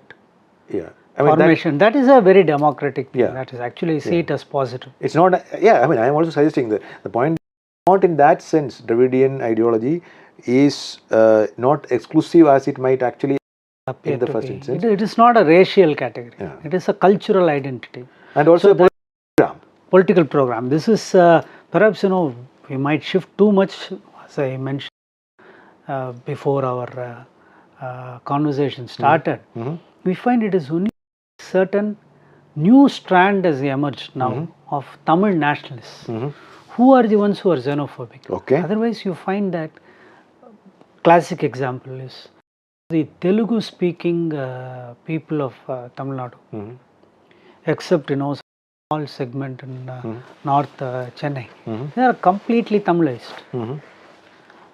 Their only identity to Telugu identity that remains would be their caste identity.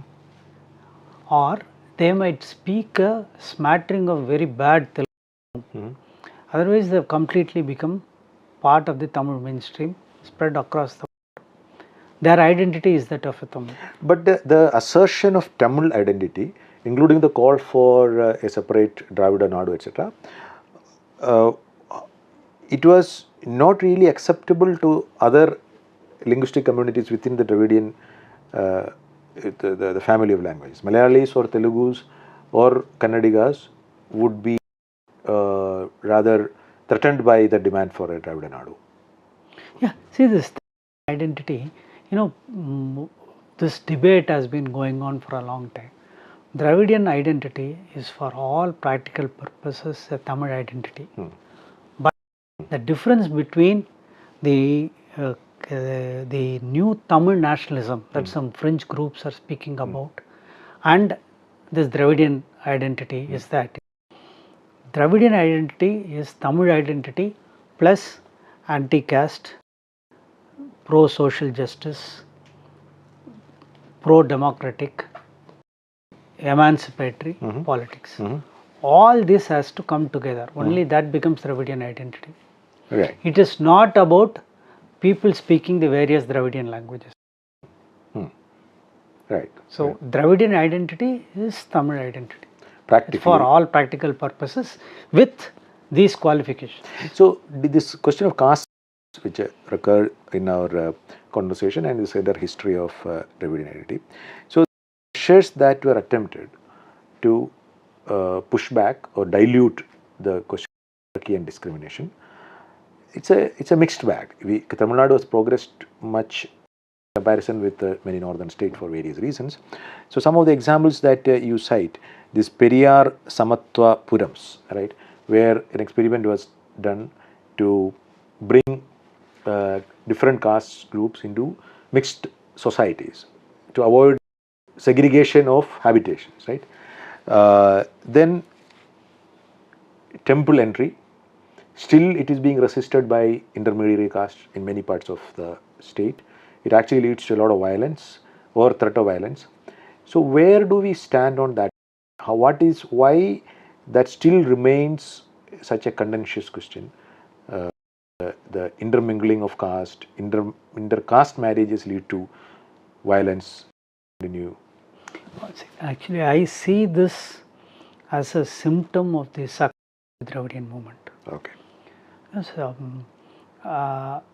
the kind of demands that are being made, for instance, the assertiveness of Dalits, the that takes place among castes in Tamil Nadu is a assertion.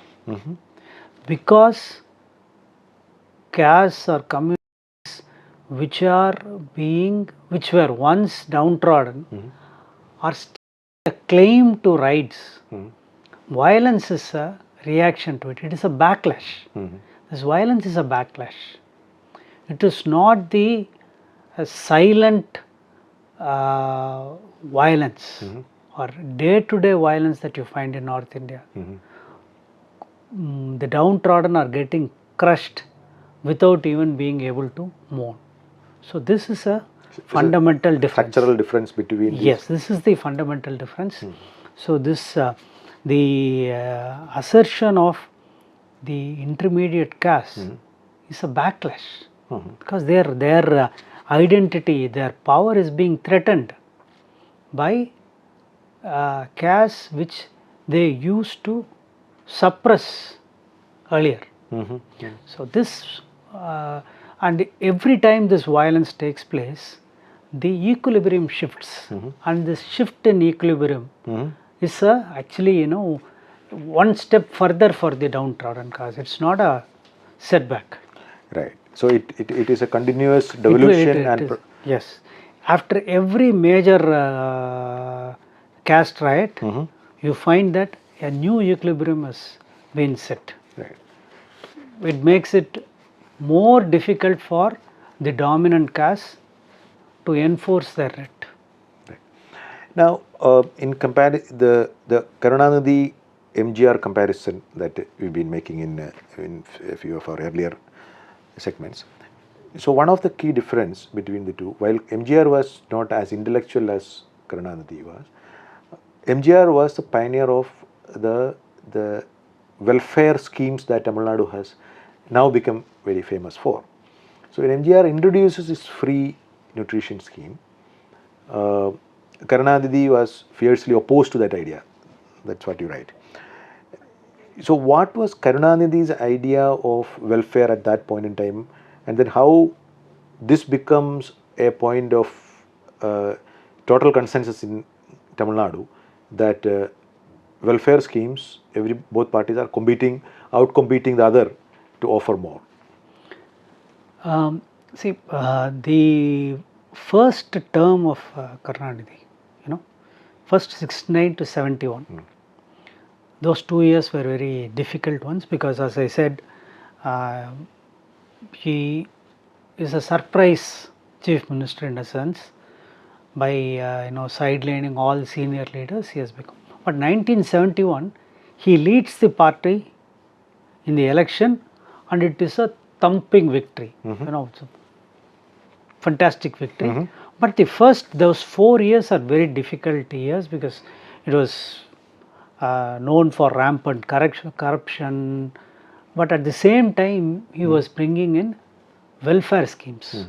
That is the origin of first time you have big welfare schemes like slum clearance boards, the creation of housing board, abolition of hand-pulled rickshaws, everything. This process gets stalled by the global changes. The rise in the price of petrol, the the limited revenue of the state government, and what was happening in North India with the rise of JP Narayan's movement, all the violence of the Naxalite movement, all these things put pressure.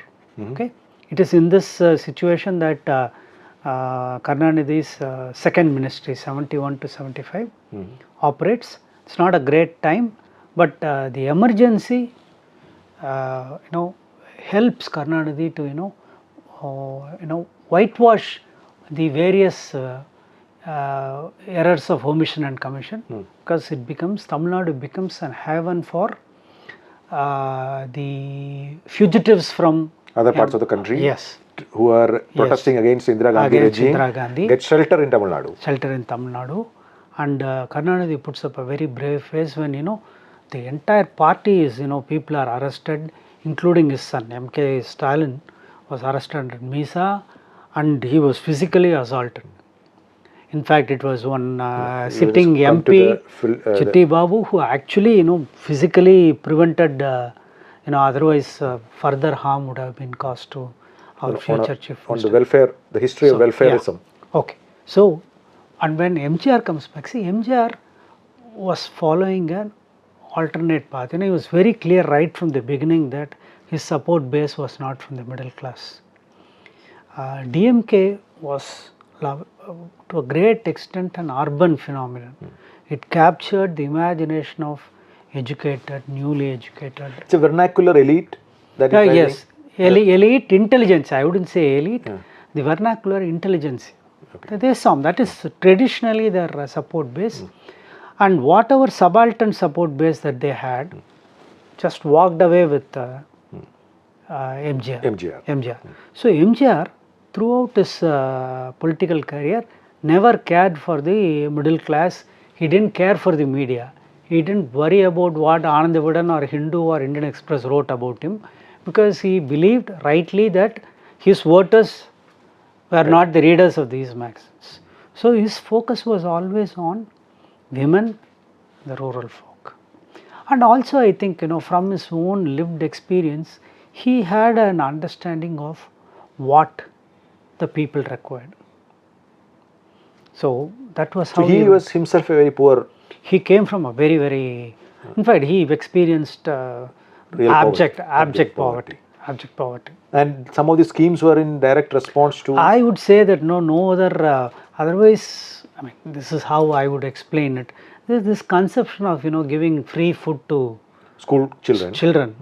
Was a revolutionary idea, and one has to say with hang one's heads in shame. Not only other political parties, but all intellectuals. Like people like me, we were all, even though I was young, we were all criticizing this scheme. We were saying they are making, beggars out of people, children, everything. Economists said, this is economically unviable. Fiscal economists said this can never be funded. But this man stood his ground, implemented it.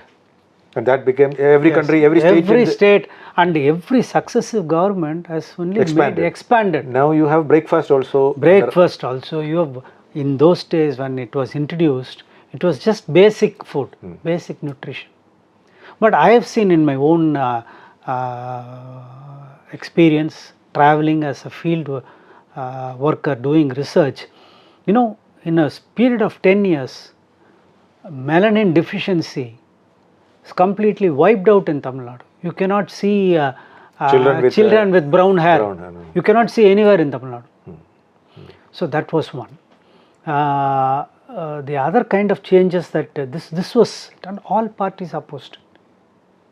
So another aspect that you write about is during MGR's time, he expanded this access to technical education at lower level. So combination of these two things actually creates that ground for Tamil Nadu to be at the launch pad of a manufacturing economy while the economy is opening up. And is that the case?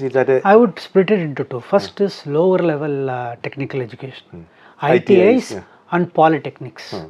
So this was a rage. I remember between late 70s and early 80s, polytechnic was a range. People fought to get seats in the politics.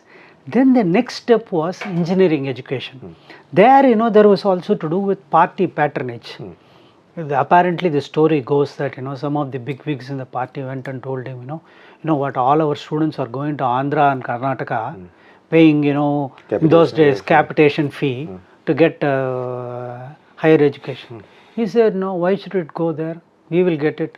So he gave parcels of land and permission to start colleges to all this local, and that included liquor barons and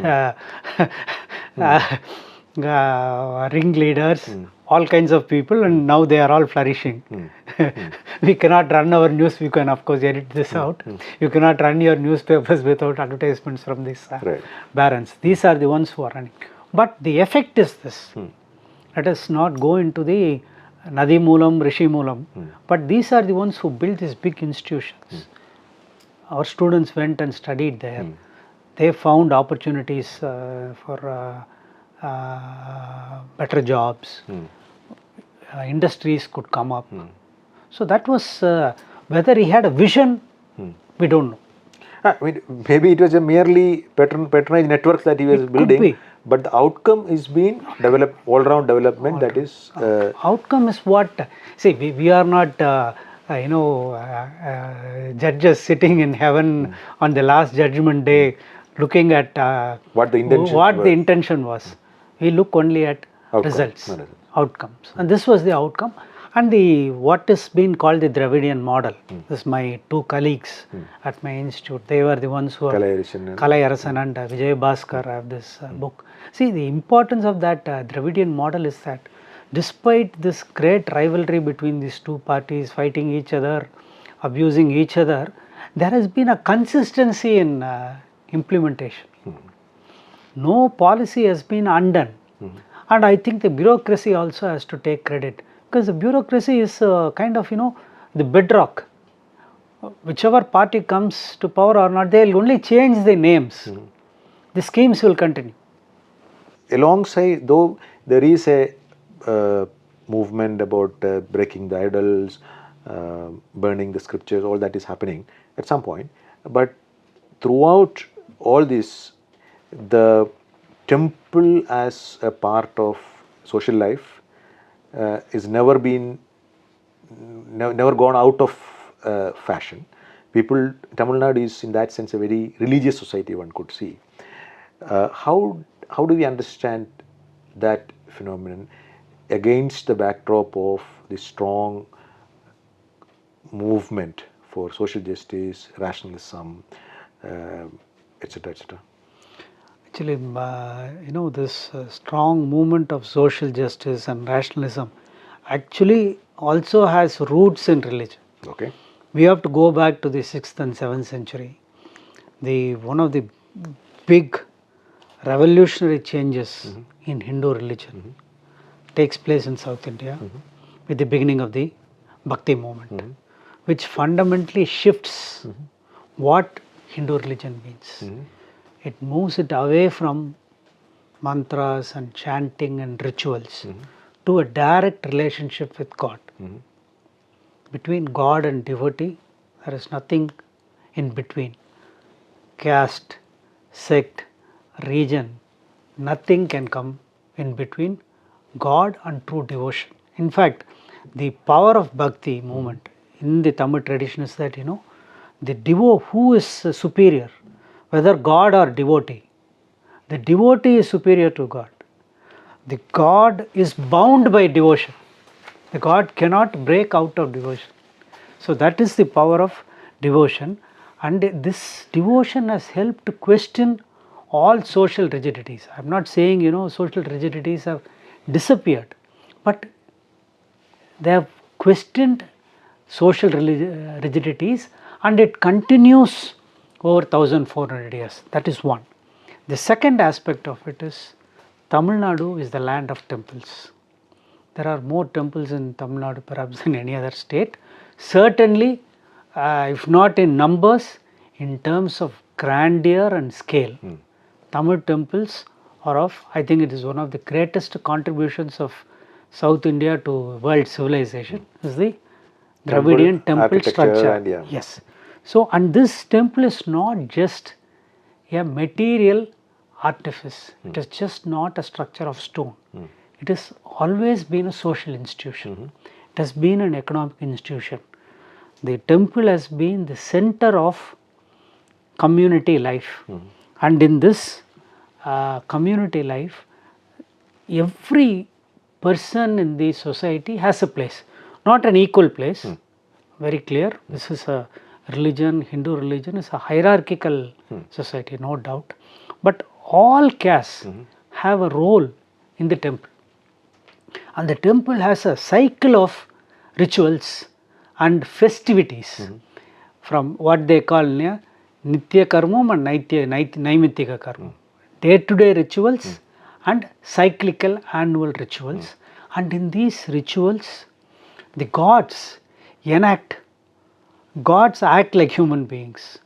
That's like, going to sleep, waking up, having ritual baths, partaking of food, giving food, everything mimics human life. And so there is great bonding between the devotee and the god. And in the temple festivals, all communities have a role to play. Possibly, with the exception of some Dalit castes, almost all communities have some place or the other with the temple. That is why whenever Tamil communities move, there is a very strong tradition of what is called Pidiman Koil. When a community leaves for some reason, gets displaced, and they have to migrate, what they would do is they would go to the temple and take a handful of sand. And wherever they are going to get transplanted, they will start with build a temple there. So in Tamil Nadu, in Chennai, it's not a joke, you will experience it. Every neighborhood will have a Periyar Koil Sandu and a Amman Koil Thiru. There is no neighborhood in any city which does not have a Periyar Koil, that is Ganesha temple lane or a Amman temple lane. So everywhere it is there. So people find it surprising, but it is not surprising at all.